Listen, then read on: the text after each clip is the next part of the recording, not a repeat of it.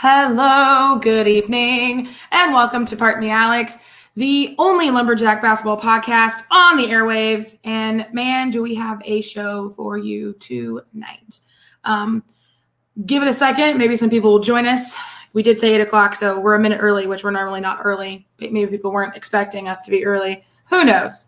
Probably not. Probably not. But anyway, so really exciting weekend we had, and a really exciting show to just start off the week with. And actually, we have a lot of podcast stuff this week. There's actually a lot going on podcast wise. Yeah. A lot. We'll talk about all that later. But we're gonna go ahead and get ready and get started and get this show on the road. And so let us kick things off.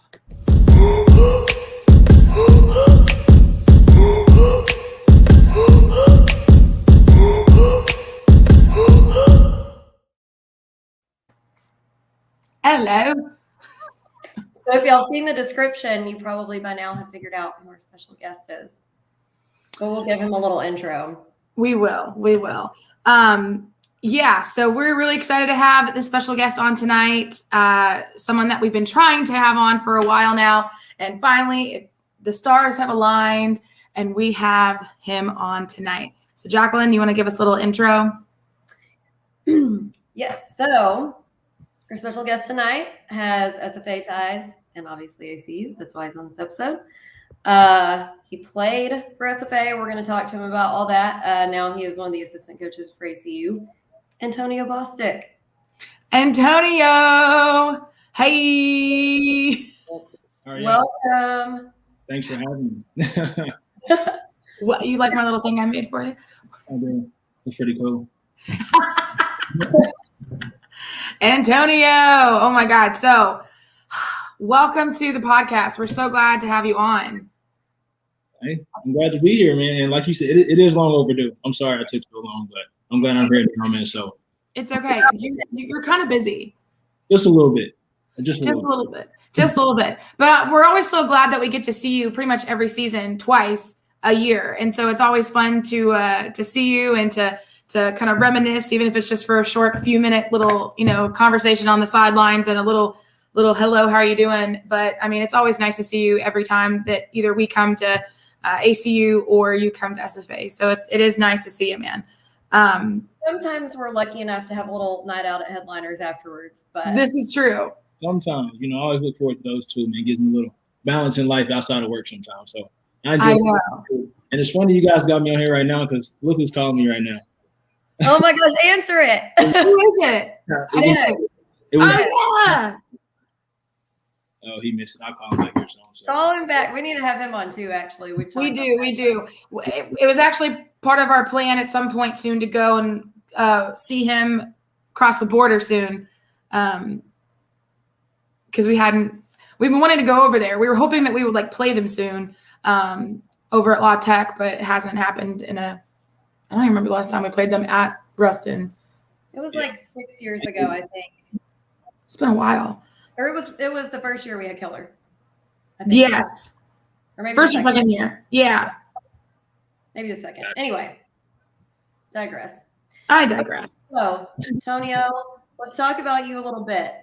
So, right. How did you choose to come play at SFA? How'd that happen for you?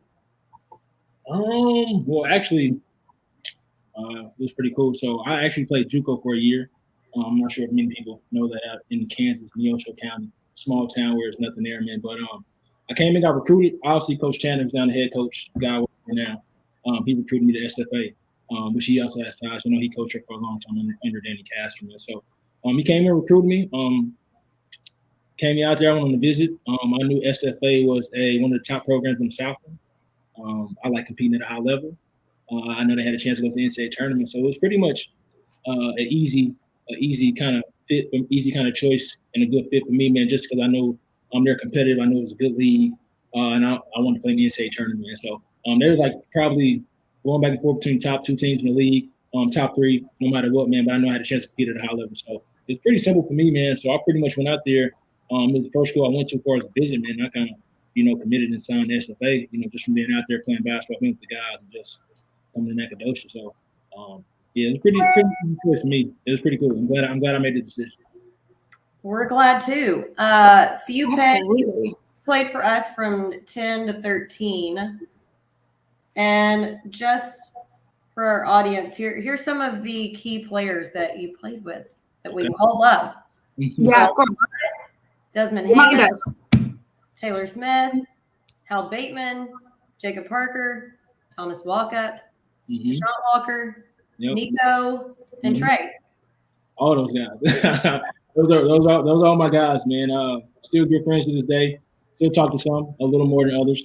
But it's all love with those guys too, man. Like I said, a great group of teammates from everybody. And even before that time there, like Eddie Williams and Jordan Glenn's of the world too, man. So that was just when I was a sophomore and they were seniors, man. So they kind of paved the way for us coming in. And then, obviously Trey, Des was a year younger than me.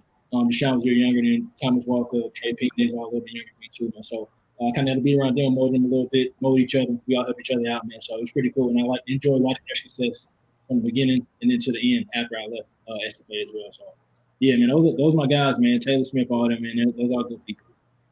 So who do you still talk to the most? I think we probably both know, but just to ask. Yeah.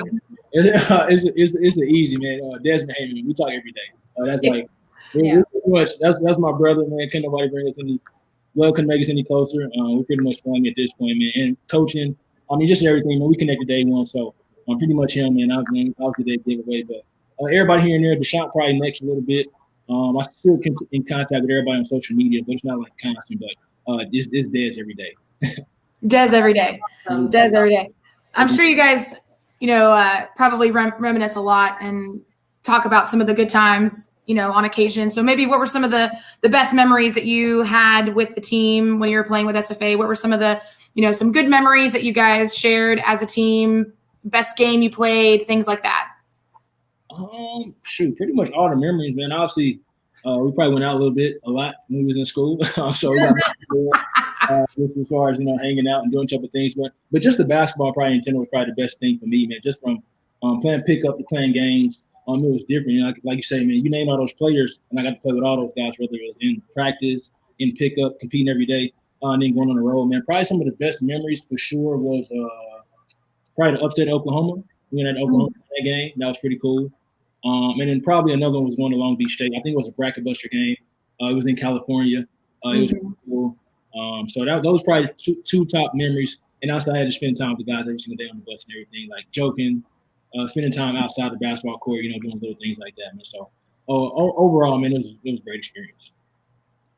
Yeah, I remember that Long Beach game pretty vividly too. It feels like it was so long ago, like, you know what I mean? Like it feels like it was 20 years ago, but honestly, it really wasn't when you think about it like that. But just games like that are why SFA has, this huge following and stuff. People that you didn't even go to SFA, people that don't even live in Nacogdoches or even Texas know who SFA is because of games like that. And so, it's a wild concept that this little tiny town in East Texas has such a big, large following. There's people that follow us on Twitter that, again, knew nothing about SFA previous to, the Duke game or, the game where we upset LSU or the game that we upset, VCU, all these different games. And so it's a wild thing to talk to people that have no connection to SFA at all, none, nowhere. And because of games like that, they're now fans. So, yeah, just a wild concept. But yeah, so talk about like the Long Beach game or even the Oklahoma game. Which one, maybe some of the standout moments from that game other than, the obvious? Just a lot of things. Traveling to California obviously was pretty cool. We got to get out Nacogdoches a little bit. Like I said, it's a bracket buster game. They had a couple of pros on their team, which is always fun to play against. That situation at Long Beach State, man. But just going there, nice atmosphere. Oklahoma super nice because that's big time, and obviously that's when they had, Buddy Hill was there. I think he was like a sophomore maybe, which is he is a super, super, super great basketball player. Like I'm glad he was a sophomore and not senior Buddy Hill that year when we played, man, because it's probably a whole other ball game, man. But just those moments, you know what I'm saying? Just going to battle with those big time teams was probably pretty much great to me, man. Obviously they've been doing some things now, like I said, tournament games. I'm not talk about this. I'll find him that shot, first win in the NCAA tournament. Just being able to compete at the high level against other players with guys that you go to war with, or just, you know what I'm saying, you got to grind out with every single day, man. So outside that, it was pretty cool, you know. And obviously, and we went to California and got to go to Roscoe's Chicken and Waffles. So I'm a big time chicken and waffle guy. So that's always pretty cool. So I love to eat one, so that was pretty cool too, and got to experience all that at the same time. That's awesome. There's no like real tangible amount, like value wise, you could probably place on those memories. I mean, those are things that are going to live with you forever. Those are things that you can't put a price on. Those memories, that experience, all of that. It's just really cool to be able to experience that. I feel like at such a young age too. Yeah, no, I mean, it was great. I mean, during that time, I think you were probably around 19, 20, 21 years old. You know, so exactly. All that stuff was like different and new to you. And then, like I said, just get experience with people. Pretty much, you know what I'm saying? You guys go through it too. It's a little bit different being on the court and you guys being fans outside of the court, but it's all the same joy, you know, at the end of the day, just seeing things become, you know what I'm saying, flow into fruition, man, as far as all the hard work being paying off. When it comes to a program somewhere you're committed to, you know what I'm saying, to play college basketball. Completely. Yeah, absolutely. So kind of a random question for you, because I feel like this would be kind of an interesting take. So obviously you played for SFA from 2010, 2013. You're graduated from SFA. What does it feel like to come out on the court every time you're playing SFA twice a year? And how does it feel like suiting up against your alma mater? Yeah. I mean, it's cool. Like I said, I don't mind it. Like I said, it's always cool to reminisce. I mean, as soon as you walk on the court, you're like, man, I used to practice here, play games here. Scored a couple buckets on those rims there too. You know, yeah. And so I think it's pretty cool. It's a good atmosphere. I mean, you see a lot of people, same guys who are on the scores table. They're still there. I have a long-time friend. Her daughter was a huge fan of me growing up, and every day before we contact, text her, "Are you gonna be at the game?"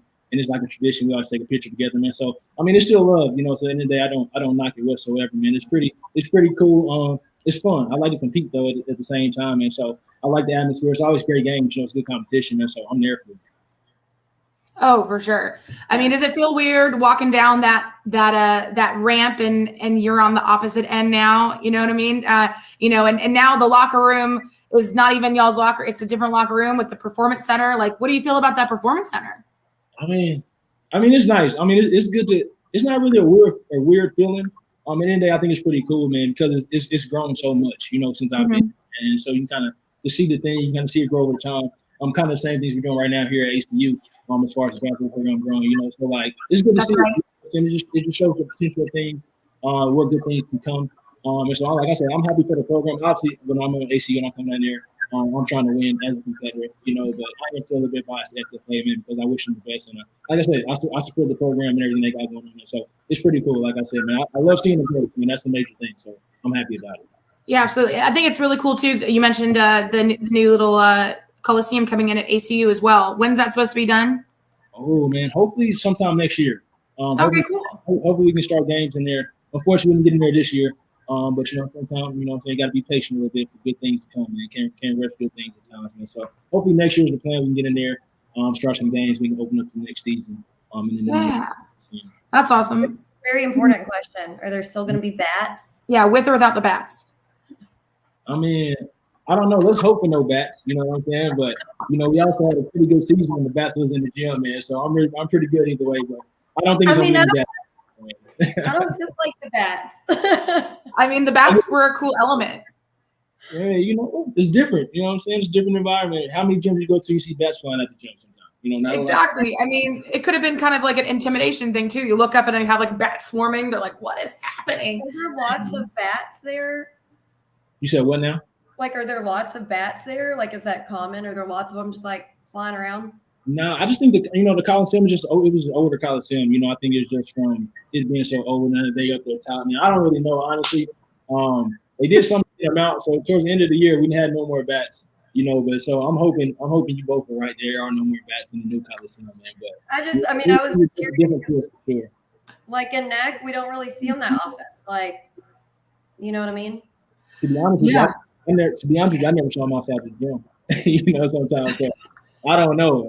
That's a great question. I'm not sure. It was just funny. It was just so funny whenever we were watching the game, that one year, and literally there was a bat catcher guy on the sideline with a net, just like just trying to catch the bats. It was just funny. It was just wild. I'm like, I've never seen anything like this. All right, we got our first comment on here from Duke Barrier, Antonio. Okay, so sorry, I didn't mean to talk about the bats for so long, but it's just Very good. It was just funny. So how is it coaching with Brette? Because he was one of the assistant coaches when you played, right? Yeah. Okay. So yeah, tell us some about that dynamic. How's that? It's good. Like I said, I've known him for a long time. Like I said, he coached me, obviously. Good coach when I was at SFA, recruited me, so we pretty much got a good connection at the same time, man. I think he's doing good, man. Obviously, it's his first year as a Division I head coach. We're in a tougher league right now. Obviously, you guys know what the WAC is, man. But I think he's doing a great job, man. He's learning like everybody else at this point. We all make mistakes in different situations, no matter what we do, man. But the best thing about that, he's learning from mistakes and continue to push forward, man. So I think he's doing a great job so far, man. Like I said, man, it's a learning curve for him, man. I think he's gonna be a great coach, man. He's figured out. He likes to work. He's a good dude, man. So I have no doubt in my mind, man. He's figuring it out now, so nothing but the best coaches for continues to go. He's doing a fantastic job for sure. I mean, there's first year head coach.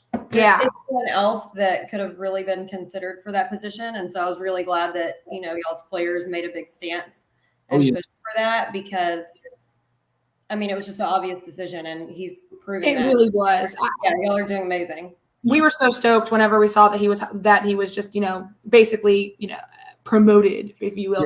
You know what I mean? Because no one else would have. I feel like no one else would have worked as the head coach as of now. And then it was perfect because then you could move up too, and you guys could stay together. And then you've known each other, like you said, for so long. It was the obvious choice for y'all to take over the helm there. And so I'm glad that they gave Brette that opportunity, and of course you as well too. I think it was the best move that ACU could have had. And like I said, first year head coach, he's doing great. Doing great. Like you guys said, man, it was a smooth transition for everybody. Players, smooth, exactly, especially for the players. Yeah, the whole athletics program, like it made sense for him to be the person. Like I said, like he's good, man. He's gonna figure it out. Like I said, obviously, he's learning, and that's the thing that he knows. He knows that he's still learning. He knows he's figuring out things. He knows he's still got some things to work on, just like everybody else. Just like life in general. And so he's doing a good job right now, man. Like everything is cool, man. I don't mind it. I like working for him. He challenges me, man. So everything is great there. Just like he did when I was a player, doing the same thing as a coach. Yeah, I love to hear that, honestly.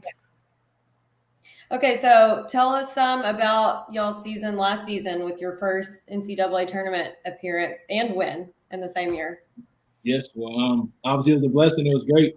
The one thing I never did when I was at SFA, went to the NIT that last year, the NCAA tournament, man. So it's been pretty cool to experience the NCAA tournament as a coach.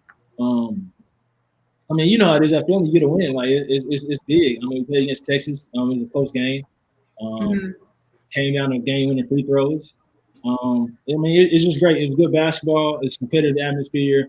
You know how the NCAA tournament is, man. There's a lot of fans there. It's a national television game. And most importantly, it's just good for the players, who's in that situation. Like, I loved it. I said it was cool, but most importantly, seeing guys, be happy and be able to play at a high level and do those type of things, man, and make history at a program, So that's pretty cool. And it's just, I'm just thankful to be a part of it. Yeah, no, that was such an amazing game. I went and watched it at a bar here in Tyler, and I was literally going so nuts that like the people next to us were asking my friend, like, is she okay? Does she like know someone on that team? And they're like, no, she went to SFA, but she's just excited. Just excited. I think it'd be different if it was any other team. But the fact that we know you and we know Brette, I was just like, I was just really excited for you guys. If it couldn't be us, I'm glad it was you. We only were excited it was us. That's it. Yeah. It's pretty cool. Like you said, man, to get those wins. Obviously, you guys experienced a little bit over the time being SFA, big time SFA fans, man. So, but yeah, man, it was great, man. Nothing really else compares, to winning those games sometimes, So, you know what I'm saying, we can continue to get some more, man, and experience that feeling again. Absolutely. I couldn't agree more. So yeah. What are your thoughts? What are your thoughts on now coming into the WAC? This is the first year that we're both in the WAC. How are things going on your end of things? What are your thoughts about WAC Vegas? This is all new for us, right? So I'm excited about it. Like we talked about earlier a little bit. I think Vegas is a little bit better than Katy, Texas. So I'm excited about that. Nothing against Katy, Texas. I don't want anybody mad at me like Katy, Texas. Shout out to Katy. Yeah, no offense, Katy, Texas, but I mean, nothing personal when it comes to there, man. But it's Vegas, you know what I'm saying? And just Vegas, there's more places for fans to come and visit. You can turn that into like a little trip. Families who probably want to come out there more, spend some time. Just more things to do, overall. And there's other basketball tournaments there, man. So it's a good place just to be around all the basketball. They got the Mountain West there too. So you can just, if you're a fan, like that's where you want to be because you can dibble and dabble. I can watch the WAC play. I can watch the Mountain West. I can see the different games. And once again, it's Vegas, so you get to hang out. But as far as the WAC tournament, man, I love it so far, man, just because I feel like, once again, nothing against the South and what's going on, but I feel like the teams are better. I feel like the coaching is better. And I just like that. Like I said, man, I'm a competitor. I want to go against the best. I want to coach against the best. I want our players to play against the best type of people, man. So it's definitely a jump up. There's no more really not contending nights off in what you would say as far as the Southland right now. But everything just about it is pretty cool right now, just from a competitive and basketball standpoint. And I'm just embracing it right now. Tanner's embracing it right now. Everybody's just embracing it right now. So I think it's pretty cool. And I like the coverage, gyms, different locations. It was a nice little switch up for us, man, and I like that. Yeah, Alex and I actually discussed kind of the same thing in our podcast when we covered moving to the WAC and kind of equated it to I did. Kind of like, you had your high school boyfriend and he was great while it lasted, but now it's like kind of time to go to the next chapter. It's like nothing against the Southland, and we had great years there, but, I feel like it was kind of just time to move on to something bigger, and here we are. So I think it was the right step. We'll see. Yeah.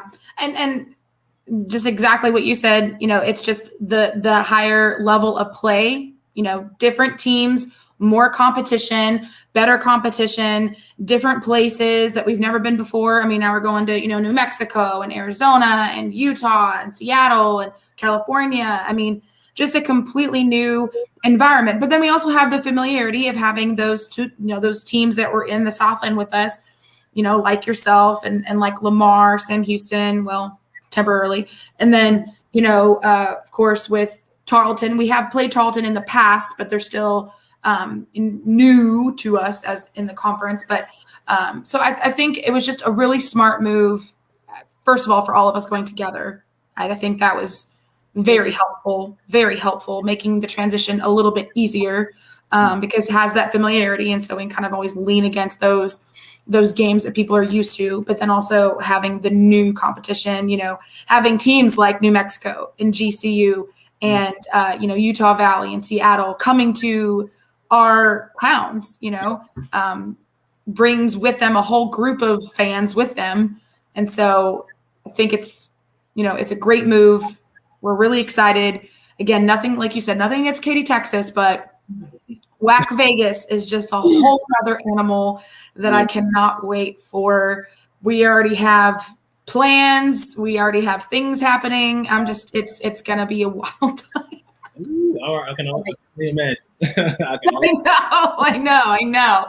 Oh my gosh. You know what? I like that you mentioned the coverage is different, because I think one thing that Alex and I have realized too, because this is our 4th year doing the podcast, right? Mm-hmm. And this is the first year that we've had, in the past we've had Cat fans kind of interact with us a little bit. One of the, Sam Houston people who does a Twitter, but this year we've had multiple people from other schools in the WAC follow our podcast and comment on our stuff. And it's just, I feel like the level of engagement from fans is much, much higher in the WAC than it was in the Southland. Yeah. And maybe it's just because we're new and bright and shiny. But anyway. Right. Says Antonio used to go 40 minutes a game routinely in the Southland. Could you have done it in the WAC? 40 minutes is 40 minutes. I like that answer. The minutes don't change, man. So I would like to think so. Yes, so you could have done it. I have faith. I agree. I think you easily could have done it. Could have been, man, you could have been over there just absolutely destroying people. It would have been cool. I think it would have been good. I think actually the WAC it reminds me of back when I came in as a sophomore, so sophomore year it was UTSA, it was Texas State, it was UT Arlington. You know what I'm saying? I thought it was just like really not. Once again, it was good basketball, competitive basketball, night in and night out. And so it's kind of like getting back, to that now. And as far as, you know what I'm saying, you got the GCUs, you got the Mexico State, you got Seattle. I still got the same teams that y'all talking about, man. So that's what it kind of reminds me of nowadays. Just playing against those teams, just doing that. And too, man, like you say, the fan base is actually pretty cool too. So I'm glad that y'all getting more engagement, interacting, with the podcast and everything. So I mean, this is gonna grow, and I'm happy for y'all. Yeah. Thanks.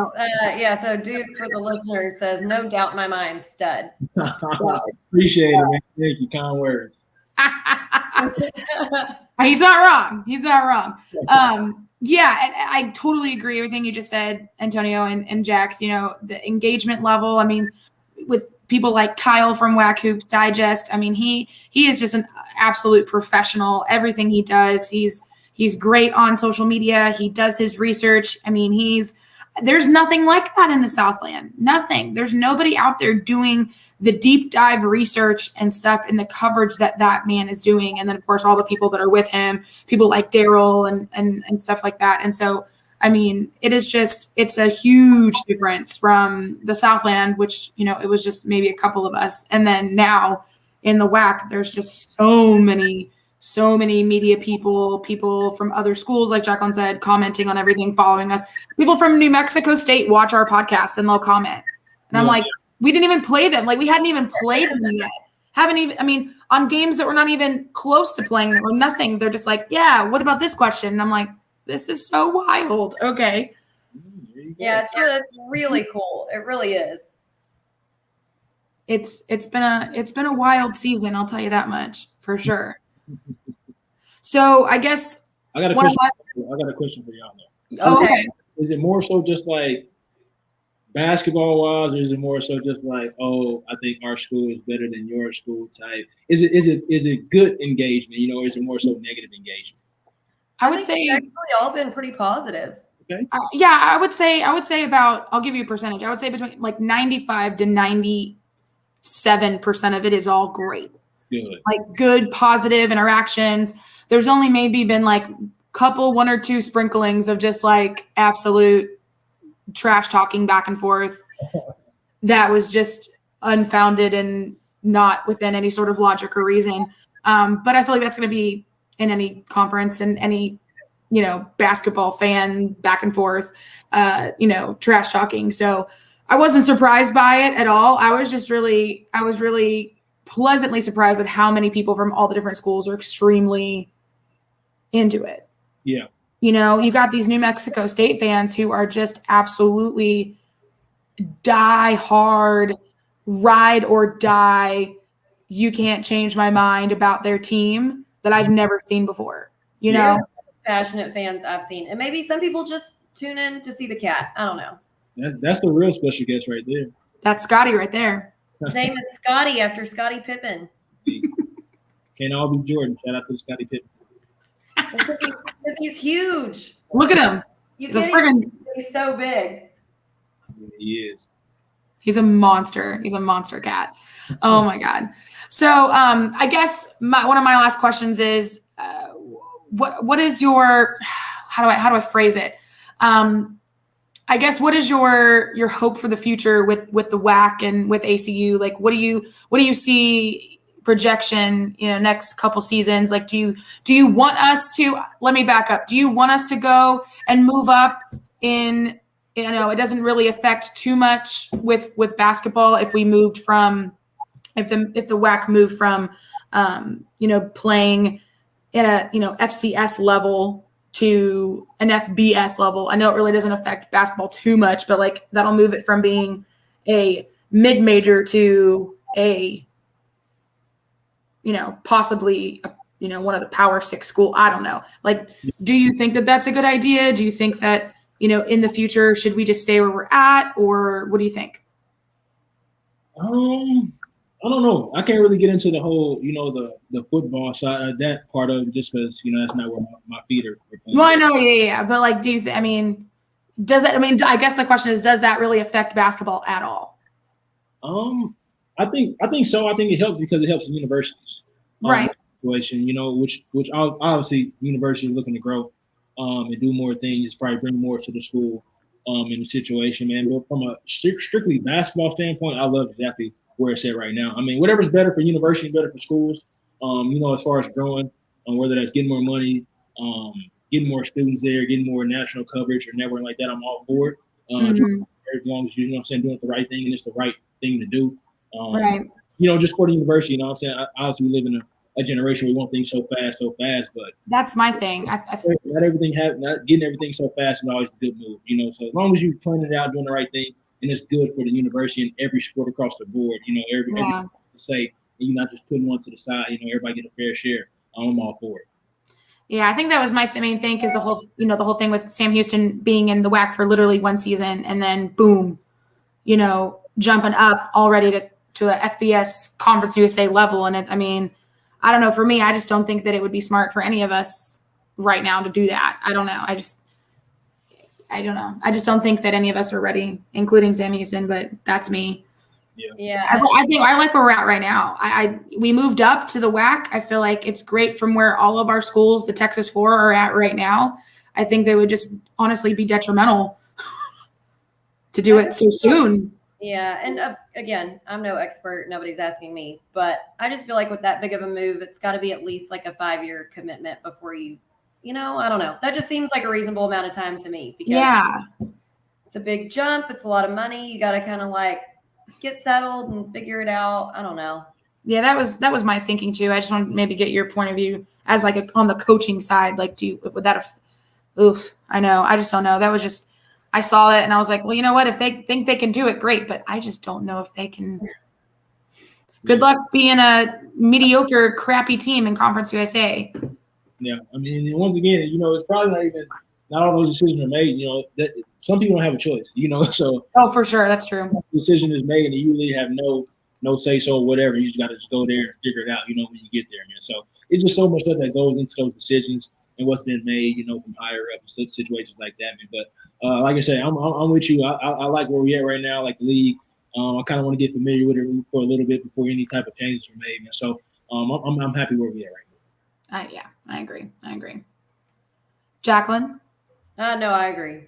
No, I meant did you have anything on your end? Final questions. I don't think I had any more. I do like the stuff that you submitted for the WAC food. Oh yeah. Tell us about some of your favorite spots in Abilene. Yeah. It's a couple. Obviously, got this restaurant called the Beehive, which is really good. I go there a lot. More so a quick bites place called Blue Barrel, which is actually pretty nice. You guys haven't been to Abilene yet. No. We're gonna have to do it next season. So yeah, it's for sure because we. Yeah. So we'll see, and then I can take you out to get some food at some places. Yeah. Yes. Make it an overnight trip. I got some spots in mind. I know what you guys like, so I got some spots in mind. As long as there's mac and cheese. It'll be pretty cool. But yeah, it's some solid food here. A couple places that got seafood, man. But little places, downtown is kind of growing here a little bit. The city is pretty cool. So yeah, I got some spots for y'all, man. So I ain't gonna spoil the moment yet because I know y'all come here soon. And so I'm gonna take it out. We're gonna get some food, man. Have a good time. So it seems like you did have a lot of barbecue places. Is that right? Yeah, it's this place here called The Shed, and they got amazing barbecue. It's pretty good. From all of our little barbecue snob fans that we have following us, is it different from the East Texas barbecue that you have in Ncaa, or? I think everybody has their own little style when it comes to barbecue. Yep. I'm from Kansas City, and we get in this argument with people from Texas all the time, which barbecue is better. But everybody got their own little style, when it comes to maybe it's the sauce or how they do the meat. But it's good. Do you like good sauce? You said what? Do you like lots of sauce or not that much sauce? I'm cool with a little bit of sauce. It's what I was raised in.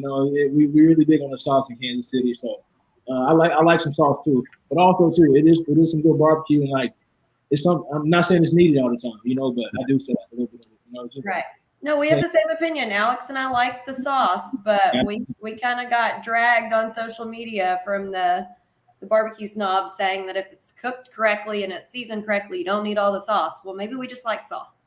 Yeah, just the taste. You know what I'm saying? It's like dip in your fries and ketchup. Like, you just like a little taste a little bit, you know. And exactly.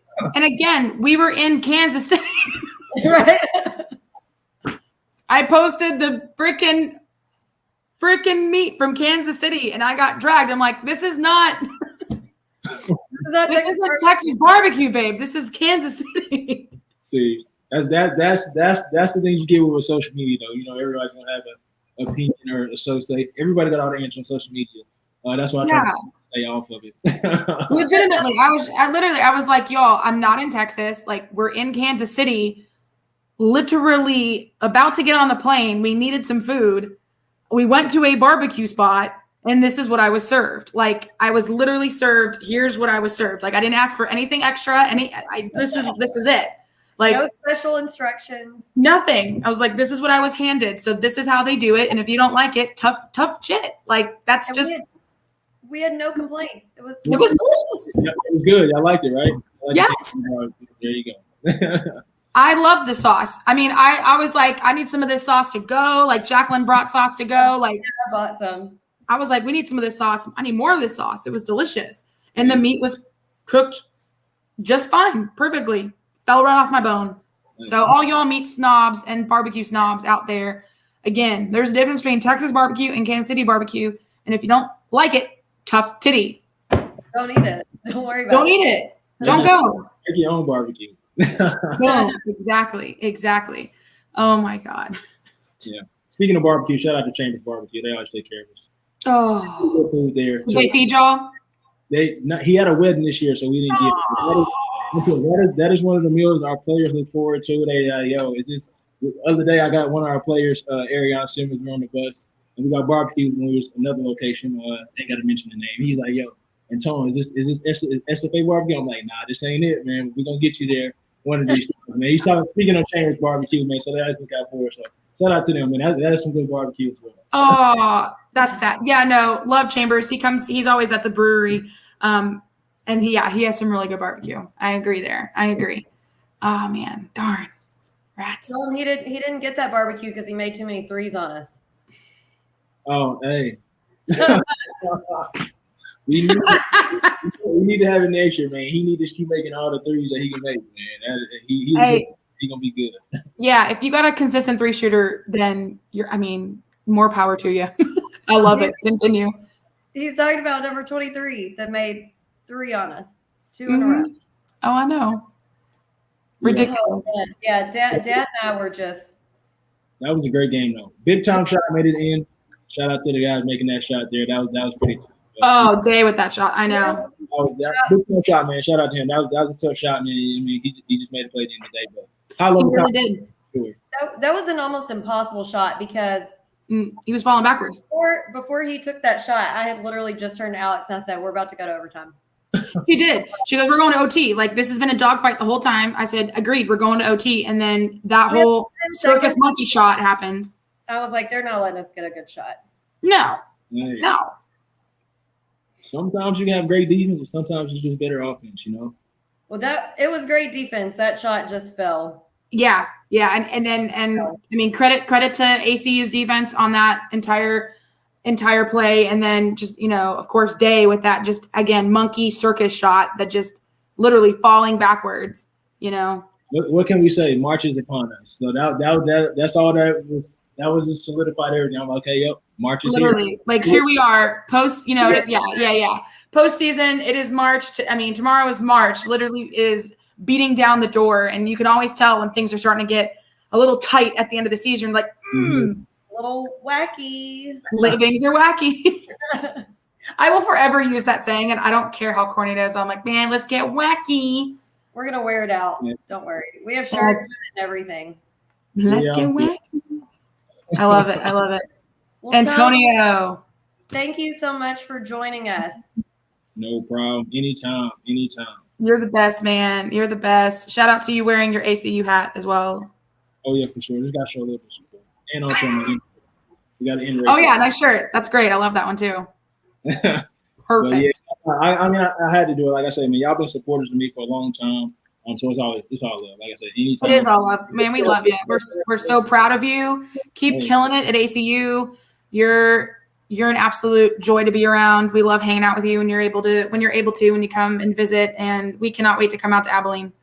Hey, come on. I can't wait for y'all to get here too, man. So I'm sure I'll be seeing y'all soon, man. So once again, Absolutely. hey, y'all have a good night. Hopefully You have a good night we'll too. go to Vegas. Yeah, well, I'm sure we'll see you in Vegas. Oh, yeah. Hopefully we'll hang out some in Vegas. You try to make something happen, for sure. Oh, I'm sure. Yeah. Perfect. All right. Thank y'all. See y'all Night, later. Antonio. Have a good night. Thank too. you.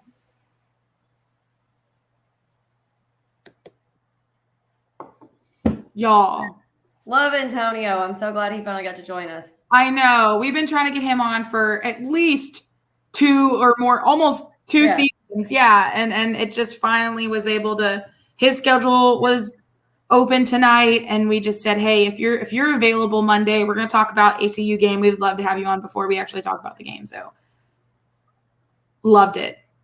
That was great. Love him so much. He's just a fun time. He's just a funny guy. Him and Des, we love those two guys a lot. And like we had mentioned, we're definitely going to go and see Antonio in Abilene, and hopefully try and go see Des as well over in Ruston. Yeah, that'd be a fun, pretty quick little trip. We just got to make it work sometime. Agreed. Absolutely. All right. So let's hop into it. Let's just don't even take a breath, guys. We're going to head right into the game breakdown. I'm going to go get a refill. Oh, go get a refill. Okay, go ahead. I'll talk about the game, or I'll talk about the notes. So ACU was 9-6 in WAC play going into the game. Some general game notes about the game. Of course, starters, pretty much the same as always, except for a few games. Gavin, David, Calvin, Latrell, and Nigel. It was Gavin, David, and Nigel's last home game at SFA. Of course, Gavin and David, seniors last year, and super seniors this year. And then, of course, Nigel, he's also a senior, which I don't think, for some reason, I just didn't think he was in my head. I didn't. So he has another year of eligibility. I know he's not, because when he's been with us for 2 years, but everybody who played during the COVID year got an extra year. Correct. So I'm thinking, this is the only thing I can think of, is that maybe since he's just been so plagued with injuries that he just decided to make this his last season. Which is totally That's the only plausible thing, because I know he has another year left that he could play. Or maybe he's graduating. I don't know. Maybe he's graduating early or something. Or it wouldn't necessarily be early. Well, not early, but just graduating. Maybe he's graduating and taking that extra year and going somewhere else. Who knows? Maybe we'll try and get the tea. I don't know. We'd love to have him. So yeah, we love Nigel. We love Nigel so much. So who knows? As soon as we know, we'll let everybody else know.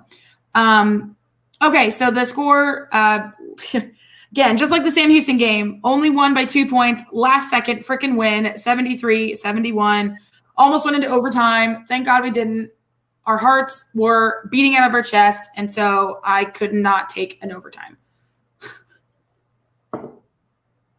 I literally almost peed my pants when we made that shot. So did I. I literally thought I was going to piss myself because we both had to pee so bad. And then the game was over, and we still didn't go pee. We sat there and stood there and watched the whole senior thing, and then went onto the court. No, I ran up there and went. You did. I don't have that speed, so I had to stay and watch the rest of the game, watch the senior thing, watch them do all that stuff, and then went on the court and got hugs from the guys, and then went. Well, there we are. So our attendance Saturday night was 2,580. Is that more or less than what we had? It was more. We had more against ACU than we did against Sam Houston, which I think is kind of funny. But makes sense because it was a Saturday. Exactly. Makes sense because it was a Saturday. All right. So heading into the WAC standings, you got New Mexico State in first place at 12-3. You have Seattle at 13-4. Second place, you have us. Third place at 12-4. You have Sam Houston in fourth place at 12-5. Grand Canyon 10-5. Utah Valley 10-6. Abilene Christian is 9-7, and they're tied with Tarleton. with the same. Dixie State 6-10, California Baptist 5-11, Chicago State 3-13, UT Rio Grande 2-14, and Lamar 0-14. So as a reminder, again, Dixie State and Tarleton, they're out of the tournament just because they are not eligible for the tournament.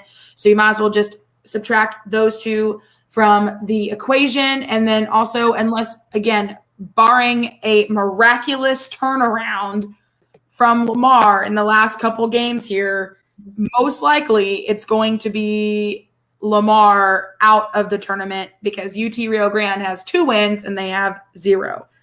So unless UT Rio Grande Valley, which we play them on Saturday at UT, I feel like it's already been mathematically eliminated, but probably not yet. Like there's only 2 games left. They'd be tied. Yeah. Lamar would have to win both. UTRGV would have to lose both. And then Lamar would have to get the tiebreaker, which I'm not sure what they're. I don't even think they have a tiebreaker. Yeah. Because they haven't won a single game. No, I'm saying if they won 2 and we're tied with UTRGV. Yeah, but what would be the tiebreaker? That's what I was saying. I don't know what the tiebreaker. Yeah, I don't know. Yeah, I agreed. I don't know. Dylan. Hashtag Axum Jacks back to you too, friend. Boy, were you watching that game on Saturday? Did you about pee your pants at the very end too? Because Jacqueline and I almost did. Just saying. So that is the WAC standings. Like I said, we only have a few games left. And I'll bring it up at the end of our chit chat, but it's very interesting to see how this is going to play out at the very end of the season. And I agree with Kyle because he did mention this in one of his most recent posts about the fact that not everybody plays everybody in their division twice. Yeah. Which I feel like for seeding purposes and all of that stuff, it would just make more sense and be a lot easier if we just played everybody in our division twice. Yeah, definitely. Simple enough. Right. But now all of a sudden, we played Tarleton once and they're in our division. I just don't get that. We're playing New Mexico State twice and they're not in our division. Yeah, it doesn't make any sense to me, but. Exactly. So it's just a really interesting concept that hopefully maybe somebody will maybe relook at it. I don't know. Dylan said he watched the last 3 minutes. Well, that's really all you needed to watch, to be fair. You need to go back and watch the whole thing, but yeah, the last 3 is where it happened. The last 3 is really just the most wild part of the game. So, but yeah. All right, Jacqueline, talk about them stats, girl. All right, Sean Kennedy stat section. Our overall field goal percentage was 53.8. Our 3-point percentage was high again, 36.4. Free throw, I'm still not happy with, 56.5. So bad. Points in the paint, though, 46. Points off turnovers, we had 15 second chance points, which I wish I would have kept track because I bet most of them were Day-Day's points. We're 14. Yeah.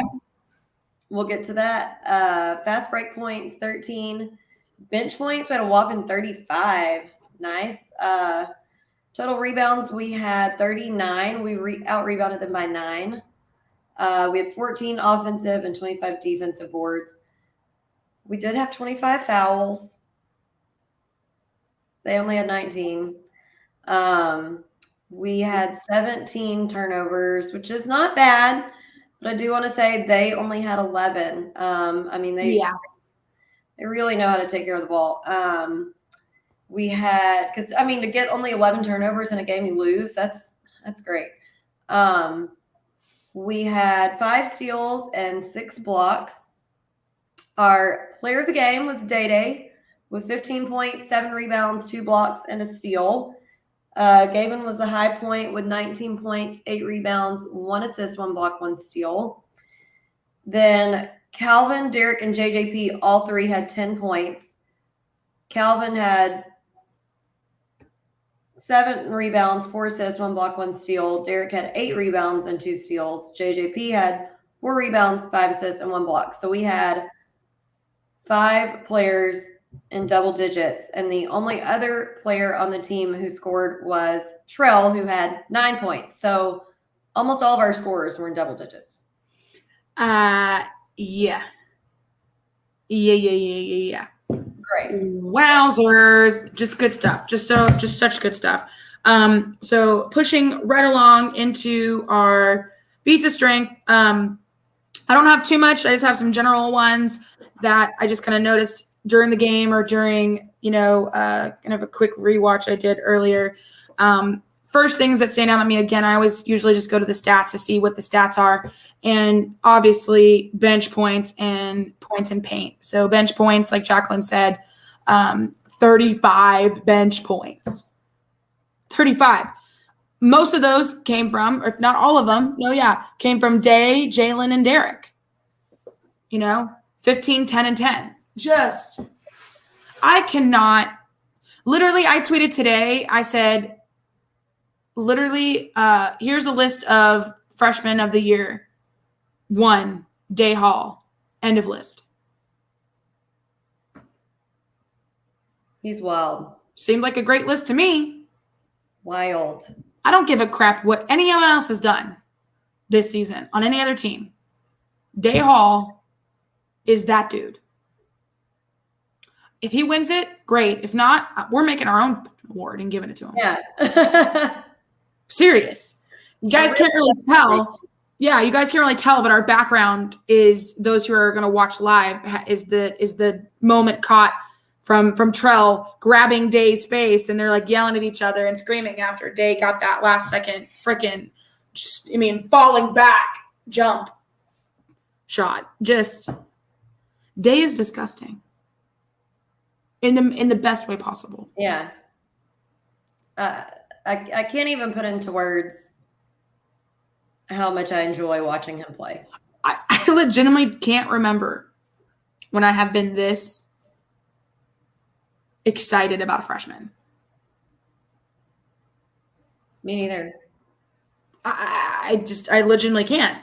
Like, I love Trell. Trell's my dude, but he's been playing for a year. He's not a freshman. He has a little bit of time under his belt. Day barely has any. He has a little bit, not as much. He's taken my breath away, honestly. Like, just the amount of effort and he's one of our best rebounders. He is our best rebounder. Let me go and look. I swear to God, he is if he's not, I am gonna be fucking shocked. It's either him or Calvin. I can't remember. He might be after Calvin. Let me look. I'm gonna look. So you can talk about a couple of years while I look. I'll talk about Day some more while you're looking that up. He is such a soldier. Like, he does not give up for 1 second. I love him so much. He always has intensity. He's always has energy. Never gives up. He is the one going to be scrapping till the end of the play. And that's why he gets so many rebounds, because, he never gives up, even if it's his own shot. I think one of the official tweets said king of second chance points, and he is. He is. Most of his points each game are second chance points, whether it's his shot or someone else's. Yes. He got a huge block during that game that was insane. Disgusting block. And then, like we're talking about now, his rebounds. He is always in there getting rebounds. Okay. So, rebound leader is Gavin, which not surprised about, technically. Next biggest is Calvin. So Gavin had 190 total. Calvin had 174, and then Day had 157. But I promise you, if you did a ratio of rebounds to minutes. Okay. How do we figure that out? Where are the math people on? Where are the math people? So we'll just divide the number of minutes played by rebounds. Okay, good. See, this is why I'm here. This is why you're here, because I don't fucking do numbers, dude. So total minutes, 557 divided by 157. 3.54. For Gavin? No, that's Day. Okay. Okay, that's Day. So then you have Gavin, 4.55.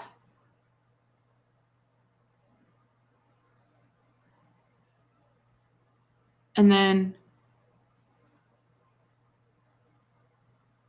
Calvin is 4.11. Oh, I thought it would have been higher. Mm-mm. Well, maybe I'm wrong. But still, he's a rebound machine. Yeah. But okay, but here's the difference. Here, his height though. Like, Day's not even our tallest. Like, what is his official position? Guard? He's a power forward. Okay. And I think he's 6'5". 6'5", yeah. And Gavin's like 6'7". Gavin's 6'7". Yeah. Calvin is 6'7" as well. So he's 2 inches shorter. Yo, Corey Blanford. Corey Blanford, guest host of the Coaches Show tonight.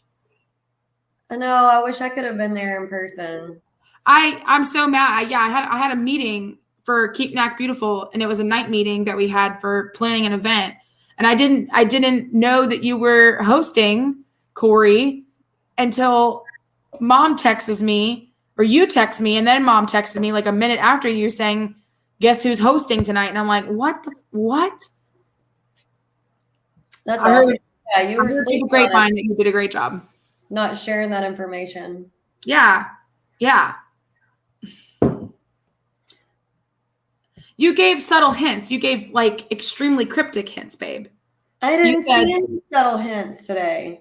He was tweeting like it's going to be a really exciting and entertaining coaches show, and I'm like, well, they're all kind of entertaining. Oh, Like I did not read through the lines. Obviously, like you're going to need to be a lot less subtle and be more direct next time. I didn't see that. Y'all know I don't get on the Twitter. You don't get on Twitter very often. I know. Yeah, I know. But Mom said you did a great job, and so I knew you would. He talked to Coach Kellogg and Coach Carninas and a little bit of Ryan Ivey, so. Gonna have a good time, obviously, regardless. Oh, Corey, guess who we're talking to this week on a podcast, if you're still listening. I'm gonna need you to just take a guess on that one. Well, we actually have two, but one of them you'll know. We didn't talk about that before we got started. We can do it at the end. Damn. Well. Okay, Corey, what's your guess? We're waiting. This is his guess. Oh, that's his guess. Corey, would you like to come join us? We'll have you on for a Vegas episode, babe. Oh, yeah. It'll be a Vegas episode for sure. Like the Vegas recap, Corey will be on. Yeah. We might have to have a myriad of characters show up for that one. Yeah. You know who else I'm thinking of? Oh, I know. Coach Cardenas. Johnny boy. Yeah. So I'll wait for his response when it pops up. Corey, we were gonna do it Friday night for the home opener, but it got too cold, so we're just doing a midweek one. Yeah, we're gonna do it on live on Wednesday around 3:30ish. So pay attention, everyone. We'll post about it. I'll post about it tomorrow. Calvin frickin' Solomon. He was 8 of 9 from his free throws. That's what I wrote. Calvin free throws. Lots of this. Also with his 7 rebounds. Day had 7 rebounds. Gavin had 8 rebounds. You know who else had a shit ton of rebounds? Frickin' Derek with 8 rebounds. These last handful of games, Derek has just absolutely shown why he's here. Oh, I have many notes on Derek when I get there. It's okay. Okay. We almost doubled our points in the paint from the last time we played them. I checked it earlier. We had 20 or so points in the paint the first time we played ACU. Second time we played them today, on Saturday, we were in the 40s. Like we mentioned, 5 players in double points, and let's talk about it. We just got to talk about that last shot by Day. Oh my God. We were talking about it a little bit with Antonio, but just an absolute circus shot. I mean, the turnaround fadeaway jumper, mid-range jumper, that's like the hardest shot to make. It really is. Oh, for sure. And he was heavily guarded, like heavily team guarded.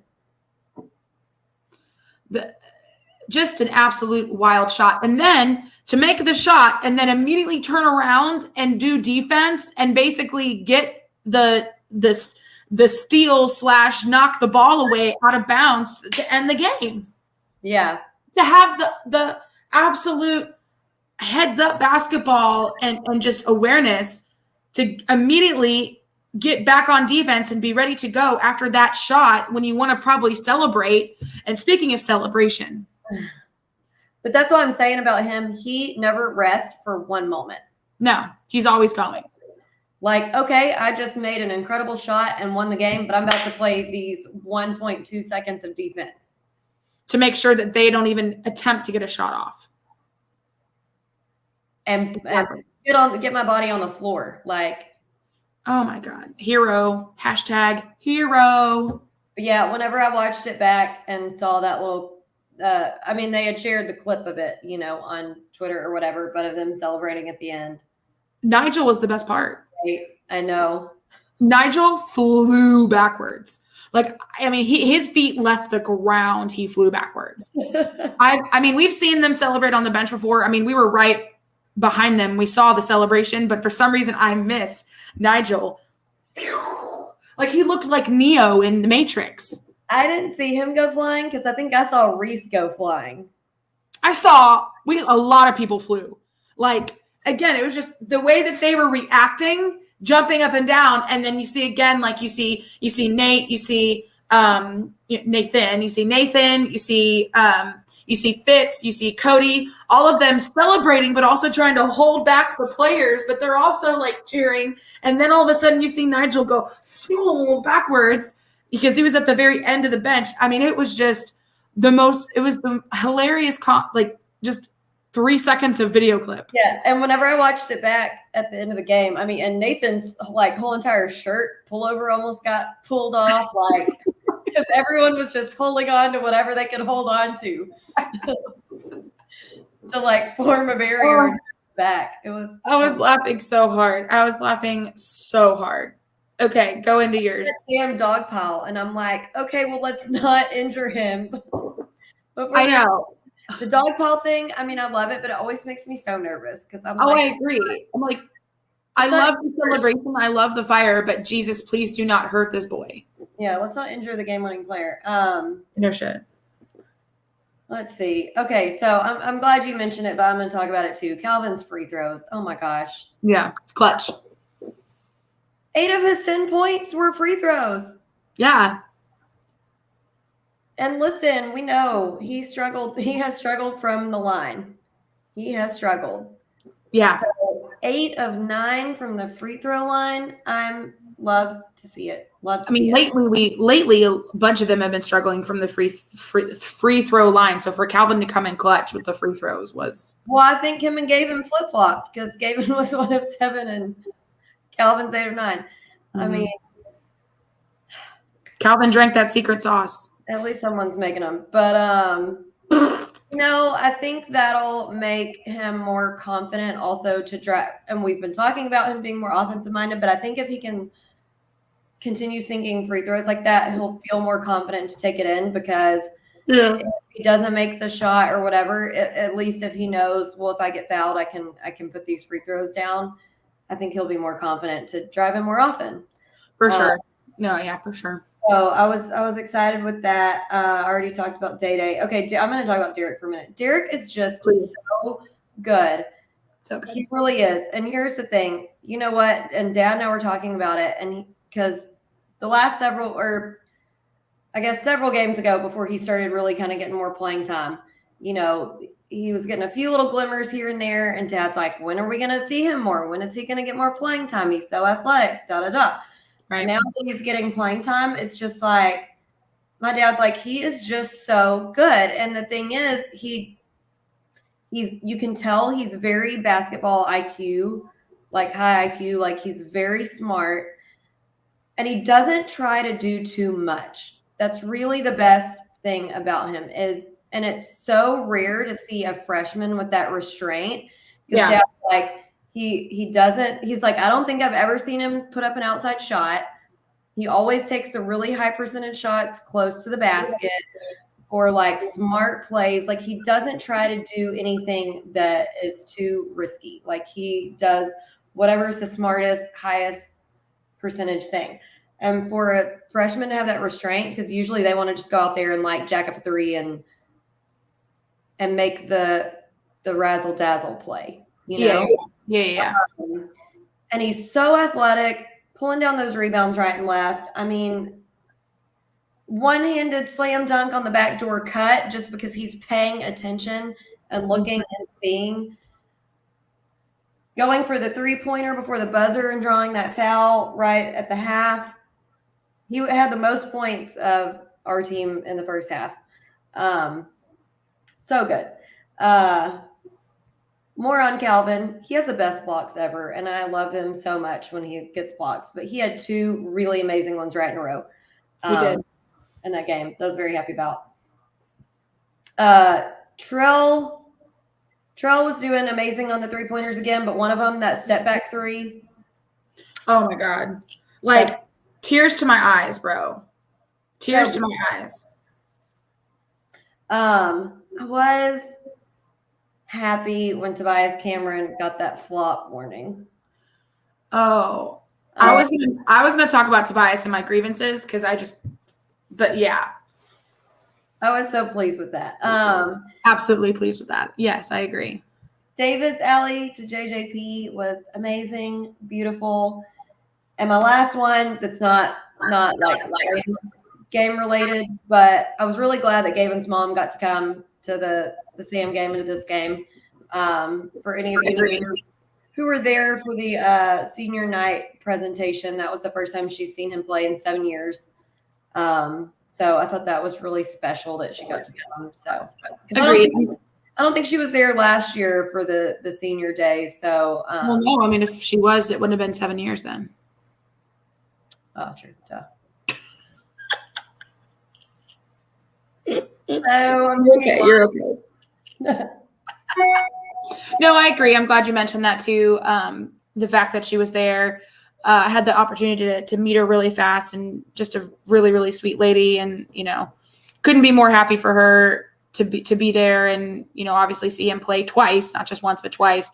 Hadn't seen him play in 7 years, and who knows how long haven't seen him. So just special night for them both, and glad that she was able to come in and do that. Obviously, I'm sure it's not easy with all this COVID stuff going on, trying to get to, the U.S. from Central America, or South America, not Central America, South America. So, so it was just good moment, good heartfelt moment. All right, moving right along into that section that you just love to hate. We call it with the airing of grievances. I got a lot of problems with you people. Now you're going to hear about it. You. Okay. I'm going to make this short and sweet. So we already mentioned how that Tobias. Oh, Tobias. For some reason, Tobias just gets under my skin. I think it's his face or the way he runs. I don't know. I just told Jacqueline during the game, I was like, he just has a punchable face. Poor kid's probably nice and super sweet. I don't know. But want to know. I don't know. Oh my God, I am the worst aunt in the world. I forgot the most important feats of strength of this entire fucking weekend. My niece and my nephew and my brother came down to the game. I am so sorry. It's okay. You know what? We got thrown off because we had tone on at the beginning, and so we got Oh my God. I completely forgot to add that into game notes. Holy shit. I love it. We didn't do our usual talk about the No, we didn't. Long story short, before we go into the rest of the grievances, my brother and my nephew, who plays basketball for high school in the Woodlands, who I've gone to see multiple times this year, and my niece all came down for the game. Finally, he wanted to come down and see the games or see a game because JJP was his little coach in the summer camps. And so he's been wanting to come down. And finally, his basketball season's over. And so he was able to come down for the last home game, of course. And of course, it was rainy and gross and disgusting. But they still came. We bought them all purple shirts. Well, Zach already had one, but everybody else needed purple shirts. And they were able to actually also get blackout shirts. And so they are set and ready to go for next season. And so they had a really fun time. Zach loved it, loved every minute. He loved seeing JJP and David play. And so it was a fun time. And, my brother had a great time as well. And so I was just glad that they were able to come and watch a game. My brother was cracking me up because he was like, man, I've never been this close to a coach before, hearing him say all the shit. And I'm like, now you know why we sit here. Most definitely. And I was really glad I finally got to meet them all. So yes, they had been very, very, literally, you got more attention than I did. Like they were all about meeting you, shit with me. So anyway, it was a good time. No, it was a good time. I'm glad they came. So anyway, back to the grievances. Tobias Cameron, just again, punchable face. I'm glad that he got a flop warning, like you said, as well. Also glad that he missed the 1-3 that he tried to shoot. Love to see it. Love to see him fail. Also, our percentage on the 3-point percentage was just dog poop. 6 from 19, not great. Just not great at all. We had a good 3-point percentage. Wait, what am I looking at? We were 36%. Oh, I was looking at the wrong day. Yeah, I mean, it was 4 from 11. I literally pulled up the last time we played them. Well, that was their percentage for that game, 6 of 19. Yeah, that's how I was looking at the wrong percentage. I was looking at theirs. My bad. But yeah, I mean, for some reason, 31% and 36% just don't seem that far off for me. That's why I was like, shit. Yeah, 31's still pretty decent. Correct. Other negatives were, of course, I mean, the free throws just not great with Gavin at 1 and 7. And then who else? Well, I'm not going to really give Day a hard time. It was 1 of 3, but yeah, just really, I don't know. Yeah, you're right. Like, I feel like Calvin and Gavin switched. Freaky Friday'd it. They did, because usually Gavin is really, really good with his free throws. And so it was just kind of a weird situation where he was just literally just doinking them off the rim. And actually, there's a fan comment about Gavin and his game. Gavin had a rough game. So many shots rimmed out, and those free throws, he should have scored 30 plus, but we got the W anyway. But still, that was from John Treadaway.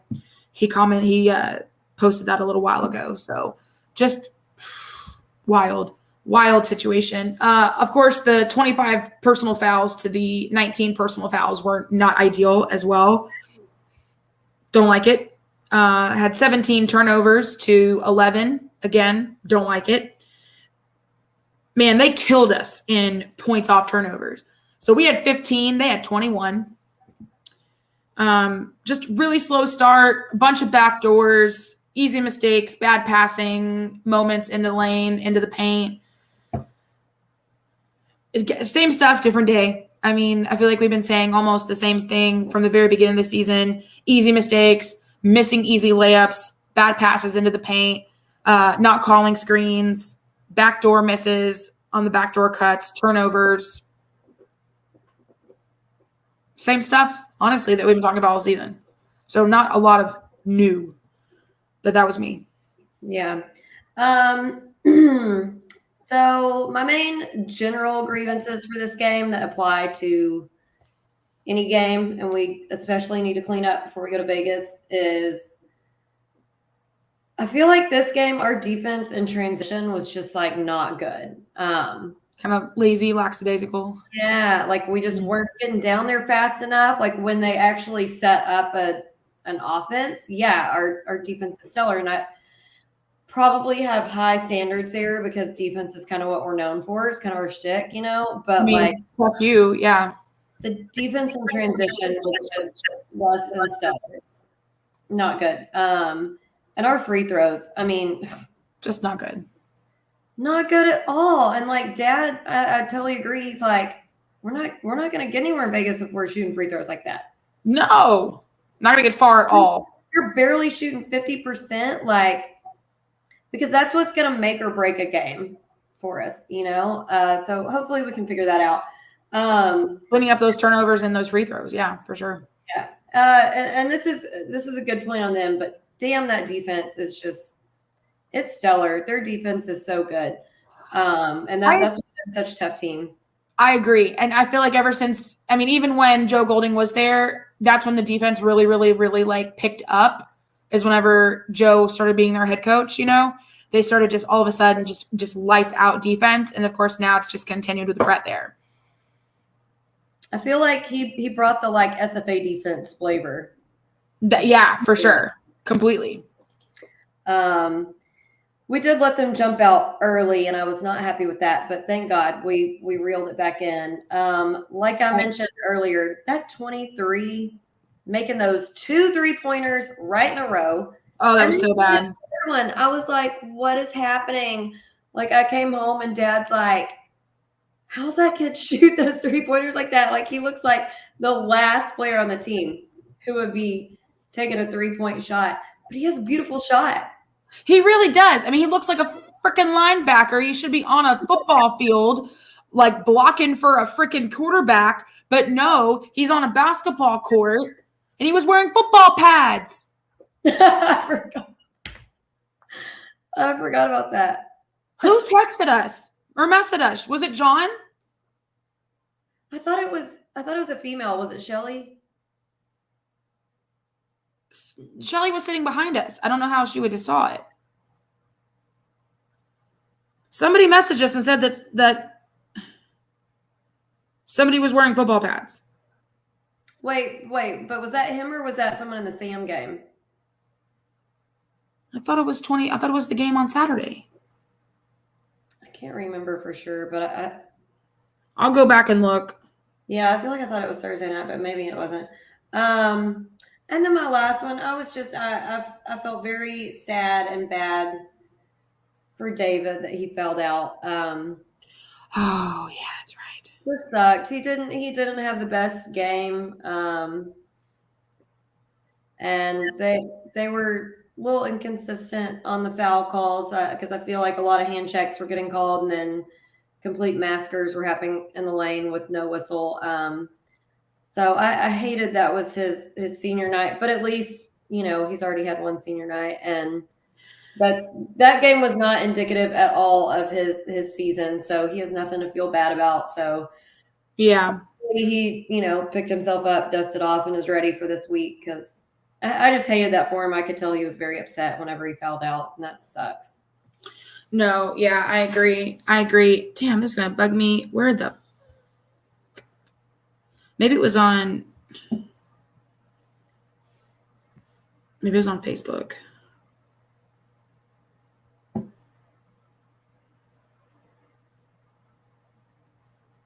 Maybe not. Man, I don't know.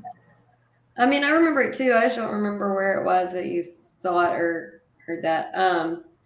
Okay, well, that was all mine. While you're looking for that, do you want me to quickly talk about our upcoming podcast? Yeah. Okay, so we're just gonna be podcasting away this week. I'll be tired of talking, man. I'm gonna need some. So Wednesday afternoon, like Alex said, we're gonna do a little special episode with Johnny Cardenas, the head SFA baseball coach. We were gonna do it, like I said, we were gonna do it on Friday afternoon whenever I was there for the SFA Alumni Association board meeting because it was supposed to be their home opener, and we were gonna do a quick little live with him out there before the game. but it was colder than I don't know what, and they postponed the game till Sunday. And I, of course, came back Saturday because of my cats. Anyways, I digress because that would be a whole nother story. But anyway, so we're going to do that Wednesday afternoon. Friday night, we are finally going to be special guest appearance on our friend Sean Clinch's podcast, Stories from the Man Cave. Did I say that right? Is that what it's called? Stories from the Man Cave?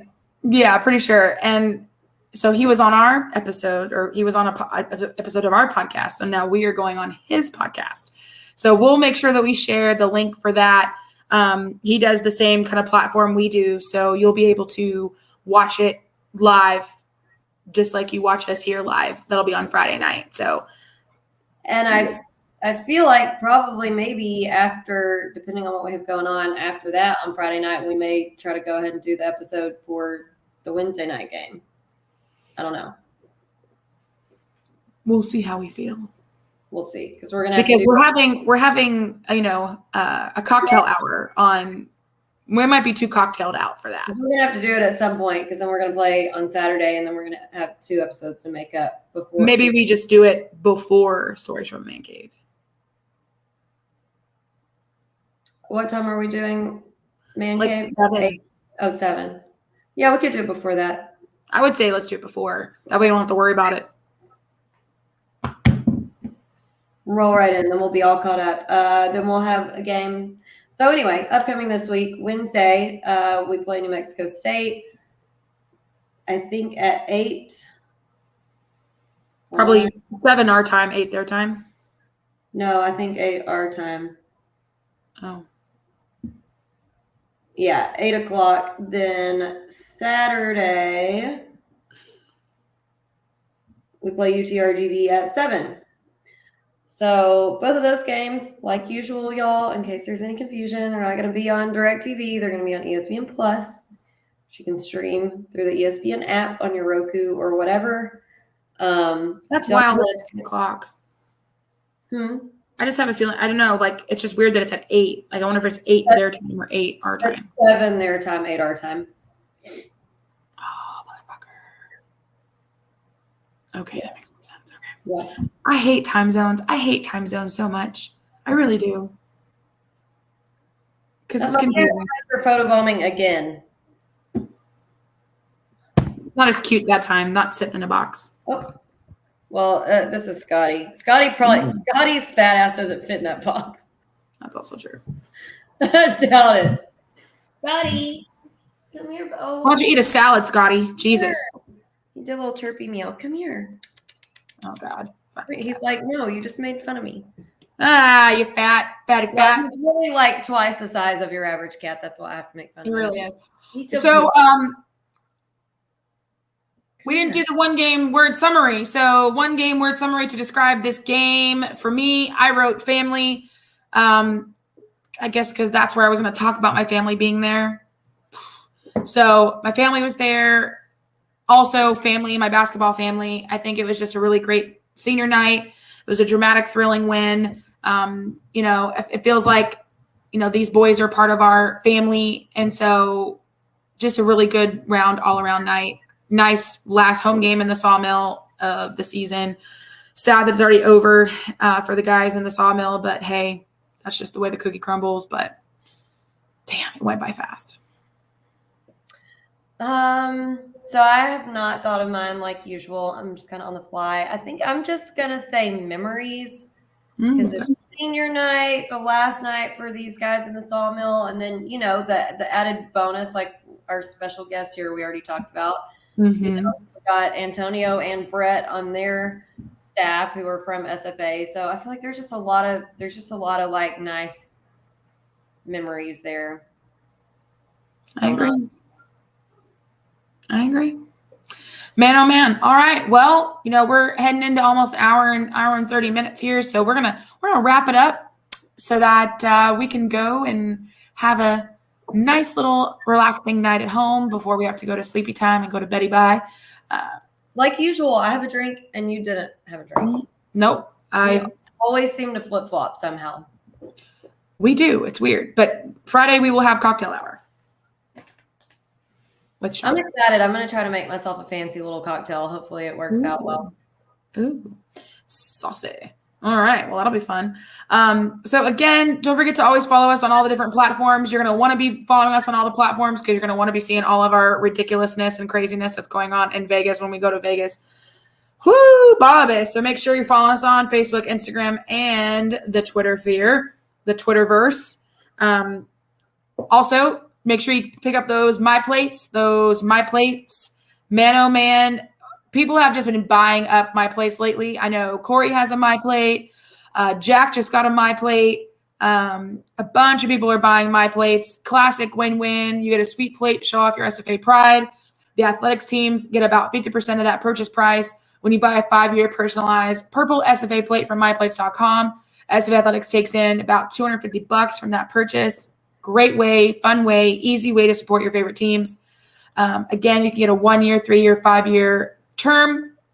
You can move your plates from vehicle to vehicle pretty easily. If you have an old SFA plate, the white one, or if you have the old purple with the red around it, you get a restyle. All you have to do is pay $50 and you'll get the new, not the new logo, but the new SFA purple plates that we have. So just go to www.myplates.com/lumberjacks. Totally botched that one. myplates.com/lumberjacks. Get that $50 rebate and get those lumberjack plates on the road because you don't want any A&Ms. You don't want any UTs. You don't want any Texas Techs. And you sure as shit don't want any Sam Houstons. I never see Sam Houston. I don't even know if they have My Plates. I don't even know if they have a My Plate. Who knows? I don't know. I hope they don't. But if they do, nobody's buying them because they're ugly. UGLY. They ain't got an alibi. They ugly. Yeah, they ugly. You're welcome. Anyway. All right. Man, oh man, it's been a hell of a night. Enjoyed talking to Antonio. Want to thank him again for joining us. Always love hanging out and chatting with him about basketball and just about anything. So really enjoyed it. Really, really, really love talking with the old players, and hopefully next season we'll get even more older guys on because it's always a treat talking to those guys. It's always a treat. It always is. Just seeing what they're doing, seeing where their life's at, what they've been doing after basketball. And so, it's been really fun talking to those guys. So anyway, all right, y'all have a wonderful night. Stay warm. Have a good week. We'll see you on Wednesday for our mid-afternoon or midday, I guess you could say, 3:30-ish chat with Johnny Cardenas, the SFA baseball head coach. I'm excited. That's going to be a funny 30 minutes. We're going to try and jam pack as much as we can into a 30 to 35 minute podcast because Johnny has practice at 4. So. Oh wait, what time are we doing it? 3:30? Yeah. Okay, so we're gonna have to be rocking and rolling. Firing them off. Yeah. So he said 3:30. I said anytime after 3. He said, 3:30 be great because we have practice at 4. And I'm like, okay. They probably start out warming up and whatever. We'll be fine. We'll be fine. Anyway, so excited to talk to him. Hope you guys will be able to tune in for that one. If not, you can always watch it later as always. So have a good night. And always remember to Axe 'em Jacks. With Alex and Jax.